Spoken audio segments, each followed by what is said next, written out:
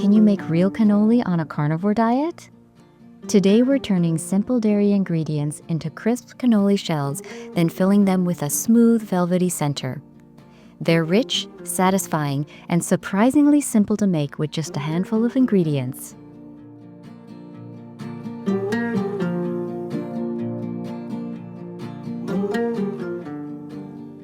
For the cannoli shells, we'll be using a 1/4 teaspoon of collagen powder, 1 cup of skim or non-fat milk powder, a 1/4 teaspoon of gelatin powder, a pinch of unrefined sea salt, 1 large egg, plus 1 extra tablespoon of liquid egg white or another egg white from an egg, 2 tablespoons of softened unsalted butter, and 3 to 4 tablespoons of heavy cream or water.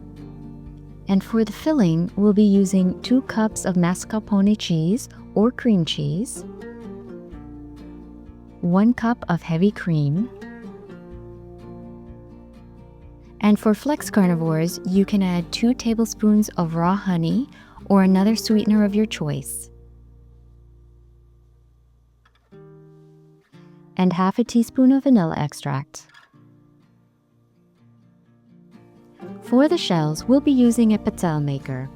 This one is a ceramic-coated Pizzelle Maker, which helps the shells cook evenly and release easily. Ceramic surfaces are preferred over traditional non-stick coating because they avoid the synthetic chemicals often found in standard non-stick material. And I'll also be using a platinum-cured silicone spatula. Platinum silicone is preferred because it's made through a cleaner curing process and is generally more stable than standard peroxide cured silicone. It's less likely to contain fillers or release unwanted compounds when exposed to heat. We'll start by plugging in and preheating the Pizzelle Maker. If you don't have a Pizzelle Maker, you can also use the oven method, which is outlined in the full recipe card at carnivore-collections.com. You'll know the press is ready when the indicator lights on top signal that it has reached temperature. To start, we'll separate the egg yolk and then add the additional egg white. Whisk the egg whites together until they become lightly frothy. This step helps introduce a bit of air into the batter, which keeps the shells from becoming too dense.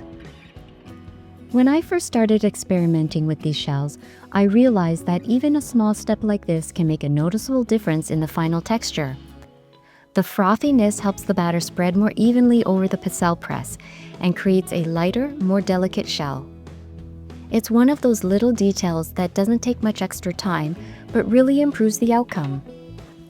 Over time, these small adjustments are what helped me get closer to that classic crisp cannoli shell. It's also a helpful reminder that with carnivore baking, technique can matter just as much as the ingredients themselves. Once you get the feel for these small steps, the process really does become straightforward. We'll then add the softened butter and whisk until creamy. Let me know in the comments if you've ever tried making cannoli shells at home.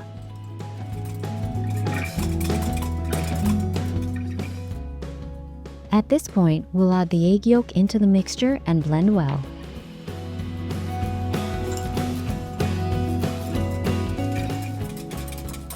And then we'll add the collagen powder, gelatin powder, and salt.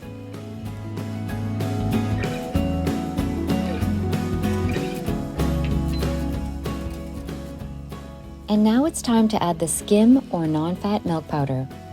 Add it gradually, stirring slowly as you go, since this fine powder can easily puff up if mixed too quickly. I'll also alternate with adding a bit of heavy cream to keep the batter smooth and maintain a consistent thickness as it comes together. For this recipe, skim milk powder works best because it provides the proteins needed to help the shells crisp and set properly in the Pizzelle press.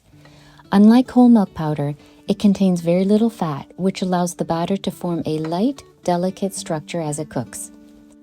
Higher fat milk powders can soften the shells and make them more difficult to crisp, which affects the classic cannoli texture.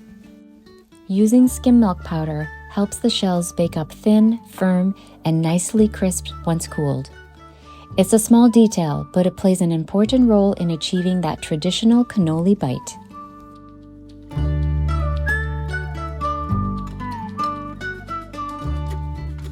The batter should be pourable but still thick, similar to pancake batter.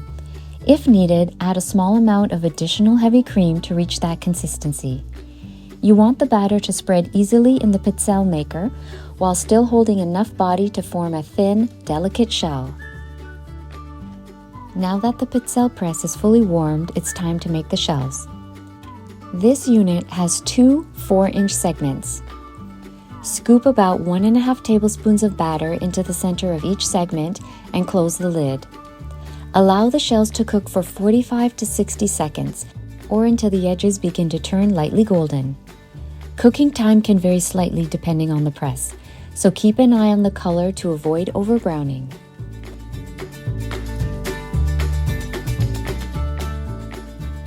Once ready, open the lid and trim away any batter that may have overflowed during cooking.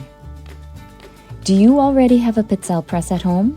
Or would you consider getting one to try out this recipe? It's a simple tool, but it does open the door to making a variety of crisp, delicate desserts like these right in your own kitchen. Carefully remove the hot shells and immediately wrap them around the cannoli tube or foil dowel. Hold the shell in place for a few seconds so it begins to set into its shape. To prevent burns, I'm using blue nitrile gloves for this process. The shells are very hot at this stage, so the gloves protect your hands while still allowing you to shape them quickly and carefully.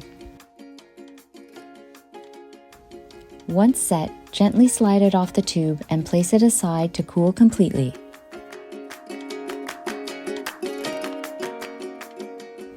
Here is a finished cannoli shell. And remember, there is also an oven option if you don't have a Pizzelle press, and that method is outlined in the full recipe card at carnivore-collections.com. This gives you another simple way to make the shells while still achieving a crisp and delicate texture.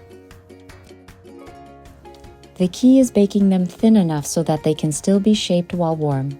Once they cool, they firm up and hold that classic cannoli shape beautifully.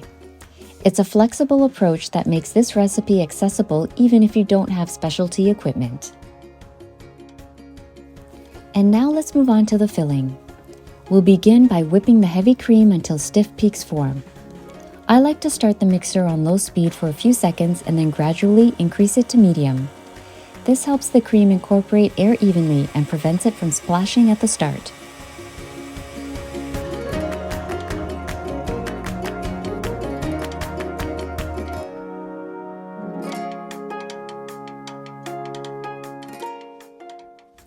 Once the cream is whipped, we'll gently fold in the mascarpone.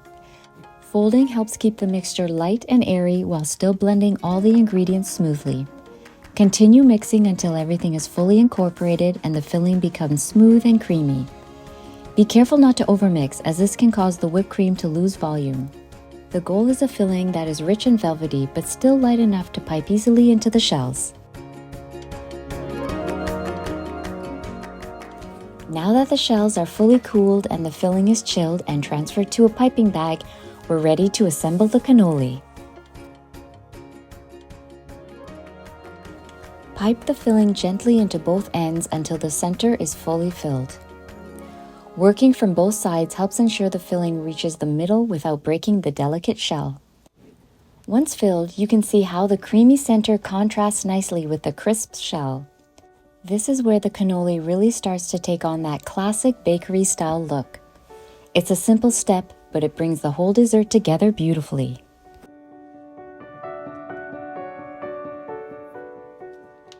Let me know in the comments below if there are any other desserts that you'd like to see adapted for a carnivore lifestyle.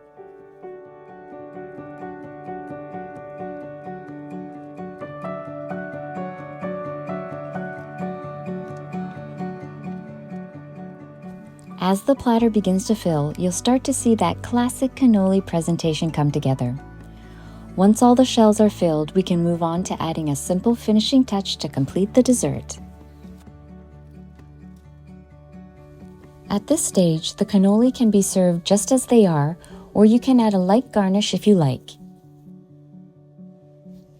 Here I'll be finishing them with a gentle dusting of collagen powder using a fine mesh sieve. You can also use a dusting wand, which can sometimes give a more even and delicate finish. A light dusting adds a simple visual touch without overpowering the flavor. It's an easy way to give the cannoli a bakery-style presentation.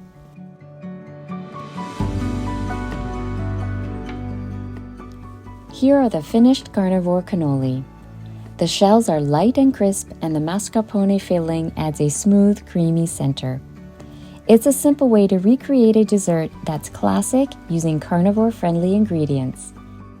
I hope you enjoy trying this recipe in your own kitchen. Thank you for joining me today. You can find the full recipe card at carnivore-collections.com. And if you enjoyed this recipe, be sure to explore the other carnivore-friendly desserts on the site.